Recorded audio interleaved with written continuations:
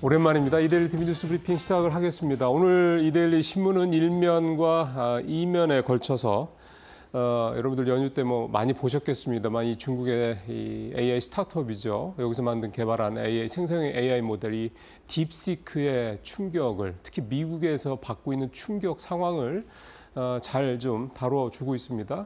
일단은 제목에서도 볼 수 있듯이 미중 갈등이 격화될 거다라는 이쪽 방향성에 좀 초점을 좀 맞추고 있는 내용이고요. 전체적으로 이제 딥시크의 어떤 내용이라든가 딥시크가 갖고 있는 어떤 성능이라든가 이런 부분에 대한 내용들은 여러분들께서도 이미 기사화를 통해서 많이 보셨을 것 같아서 오늘 좀 이데일리 신문에서 좀 나오는 내용들 중심으로 보면 그래서 이제 미국이 어떻게 할 거냐 이쪽에 초점을 맞춘 기사가 오늘 1면, 2면에 걸쳐서 좀 자세히 좀 다뤄져 있습니다. 일단은 미국은 중국에 대한 제재를 더 강화하겠다라는 방향성을 좀 잡고 있습니다. 트럼프 2기 정부, 트럼프 정부니까 또 당연한 얘기일 수도 있긴 한데 이 딥시크의 이 충격, 즉 미국이 지난 4, 5년, 5, 6년, 길게 보면 트럼프 1기 때부터니까 한 8년여 진행돼 왔던 이 대중국 기술 견제 정책의 효과가 별로 없었다라는 그런 일각의 지적에도 불구하고 더욱더 조이겠다 이렇게 나서고 있는 게 미국의 입장이고 그래서 그동안에는 이제 H200 같은 이런 좀 첨단 칩이죠. 첨단 반도체 칩에 대한 수출만 제한했던 건데 이제는 밑에 있는 저가형 칩의 수출까지 좀 제한하는 쪽으로 가닥이 좀 잡히고 있다는 내용이 좀 핵심 내용입니다. 두 번째는 이제 미국 이 기업들 이제 오픈 AI라든가 마이크로소프트라든가 이 빅테크 기업들의 이제 이 반격, 빅테크 기업들의 대응 이 부분에도 이제 초점을 맞추고 있는데요. 일단 오픈 AI하고 이제 오픈 AI 파트너사인 마이크로소프트는 딥시크가 이 오픈 AI의 이 컨텐츠들을 이 정보들을 대량으로 좀 빼갔다라는 점에 이런 정황이 있다라는 점에 주목을 하면서 이 부분을 좀 적극적으로 분석을 좀 하고 있는 내용이고요. 아마 그 결과가 이제 좀 있으면 나오겠죠. 특히 이제 마이크로소프트는 이미 작년 가을에 오픈 AI 측에 딥시크라는 중국의 AI 스타트업이 너네 정보를 대량으로 빼가는 정황이 있어라고 오픈 AI에 전했다라는 내용도 기사화가 좀 돼 있습니다. 그러니까 이런 조짐들이 이미 있었다는 얘기고 그동안에 이 부분에 대해서 크게 개의치 않다가 직접 이 딥시크의 실력을 보고 난 다음에 그렇게 해서 했더니 이렇게까지 할 수 있구나라는 식으로 이제 화들짝 놀랐다라는 표현이 좀 반증이 되겠죠. 빅테크들은 지금 소위 말하는 워룸까지 만들어서 어떻게 이 딥시크를 비롯한 중국의 AI 기업들의 이 반격을 대응할 것이냐. 특히 이제 알리바바는 심지어 이 주말에도 이 연휴 기간 동안 나온 얘기입니다만 딥시크를 능가하는 오픈 AI를 능가하는 그런 AI 모델을 좀 출시를 했다라고 얘기를 하고 있는 상황이 되면 이제 그거에 대한 분석이 이제 곧 나오겠죠. 이런 식으로 좀 미국 정부와 미국 AI 기업들이 중국의 AI 기술 발전에 대한 본격적인 대응에 나서고 있다.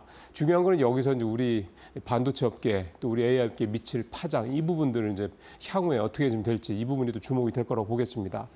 자, 두 번째 얘기는요. 1면과 3면에 걸쳐서 또 나온 얘기입니다. 우리 연휴 동안에 29일 날이었습니다. 현지 시간 29일. 하워드 러트닉 미 상무장관 지명자가 상원에서 인사청문회를 열었습니다. 여기에서 이 러트닉 지명자, 아직은 이제 임명이 된 게 아니기 때문에 지명자죠. 러트닉 지명자의 이 언급들이 이제 우리 시장에 상당히 좀 파장을 좀 가져올 것이다. 이런 우려가 좀 되고 있는 내용인데요. 반도체 보조금을 재검토하겠다. 전기차 지원을 중단하겠다. 사실 제목만 놓고 보면 굉장히 센 내용들입니다.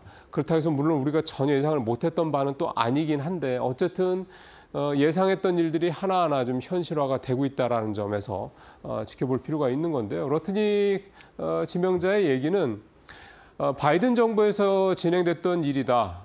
내가 지명자이기 때문에 아직은 내가 공식적으로 구체적으로 언급할 수는 없지만 내가 이제 임명이 되고 나면 본격적으로 바이든 정부 때 해외 업체들, 삼성전자라든가 TSMC라든가 이런 해외 업체들한테 미국 정부가 지원했었던 그런 각종 보조금, 그다음에 AMPC 첨단 기술 세액 공제죠. 이런 부분들에 대해서 하나하나 다 면밀하게 뜯어보겠다. 그래서 이거를 이행할지 말지, 이 계약은 확정됐지만 이거를 트럼프 2기 정부에서 이행을 할지 말지에 대해서 검토하겠다. 이렇게 얘기를 했습니다.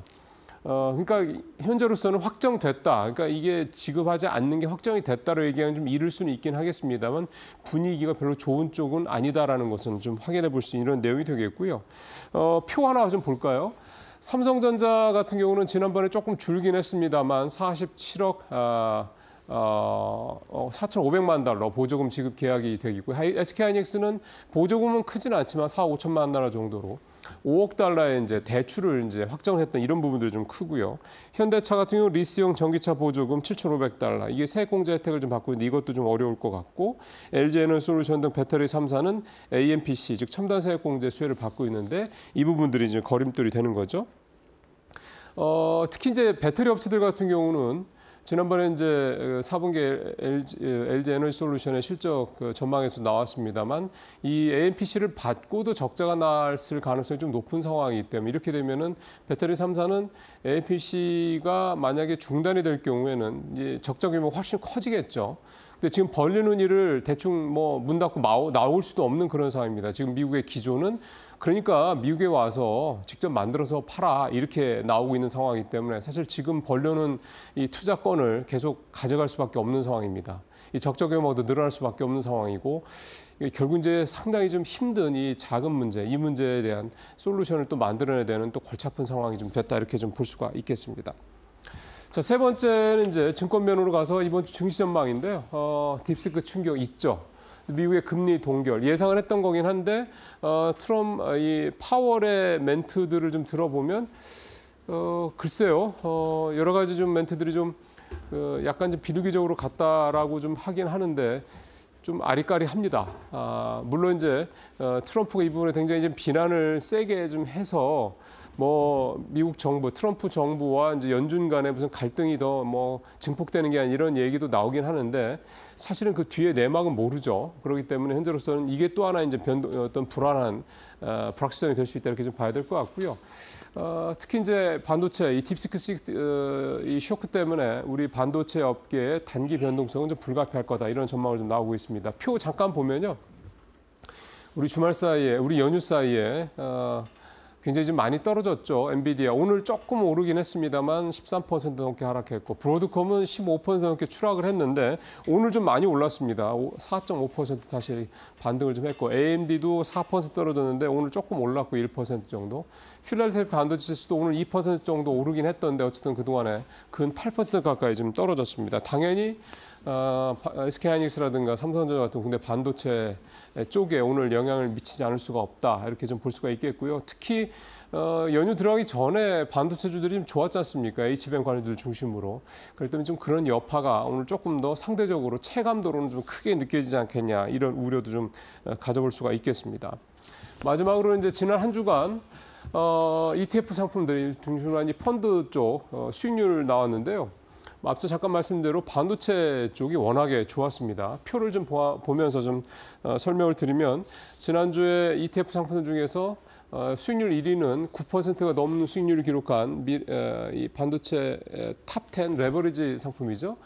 2위도 삼성운용의 이제 반도체 레버리지 ETF고요. 둘 다 그러니까 1위와 2위가 다 레버리지 상품들이 저렇게 수익률을 좀 많이 냈고요. 한 달 또 연초 이후로 보더라도 수익률이 30% 넘는 그런. 그러니까 올 들어서 지금 1월은 반도체들이 아주 이끌었다 이렇게 좀 볼 수가 있겠습니다. 3위도 반도체죠. 마지막에 5위도 반도체입니다. 그러니까 1위부터 5위까지 중에 4개의 상품이 반도체라는 거고 원전 관련 ETF 상품이 7%대 후반으로 4위를 기록했던 게 좀 눈에 띄네요. 그다음에 주간 전체적으로 우리 주식형 펀드 수는 0.03% 살짝 하락을 하는 모습이었고 해외 주식형 펀드는 좋았습니다. 1.6% 수익률을 냈고 유럽이 3% 넘게 급등을 했습니다. 거시적으로는 되게 안 좋은데요. ECB가 금리를 계속해서 좀 내릴 것이다. 이런 부분들이 좀 작용을 하면서 시장에서는 좀 분위기가 이런 거시 지표와 좀 다르게 가고 있는 모습이 나타났고요. 소비재 섹터가 3% 넘게 올라서 섹터 중에서는 제일 좋았고 개별 상품 중에서는 중국의 그 항생 테크 레버리지 ETF 상품이 10%가 넘는 수익률을 내서 좋았는데 이 중국의 이 IT 쪽이 아무래도 딥시크 영향도 좀 있을 것 같습니다만 이런 부분들이 좀 지난주에 주가가 좀 좋았다 이렇게 좀 볼 수가 있겠습니다. 뉴스 브리핑 마치겠습니다.